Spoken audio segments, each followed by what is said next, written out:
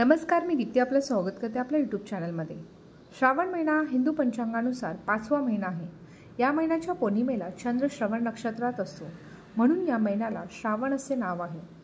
श्रावण या महिन्याला व्रतांचा सणांचा राजा म्हटलं आहे। श्रावण महिन्यामध्ये प्रत्येक वारी कोणत्या ना कोणत्या देवी देवताची पूजा करण्याची परंपरा आहे, पण या महिन्यात सर्वात महत्त्वाचं व्रत म्हणजे श्रावणी सोमवार।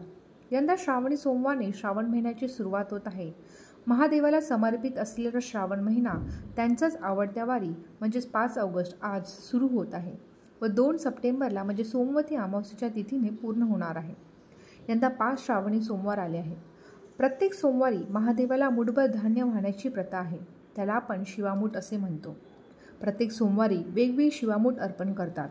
पहिल्या सोमवारी तांदूळ, दुसऱ्या सोमवारी तीळ, तिसऱ्या सोमवारी मूग, चौथ्या सोमवारी जवस व 5व्या सोमवारी सातू अर्पण करतात। तसेच आपण शिवलिंगवरती जलाभिषेक अर्पण करावा, तसेच दूध, दहीने किंवा पंचामृताने अभिषेक करावा। फूल, बेलपत्र, धतुरा, भस्म शिवलिंगवरती अर्पण करावं।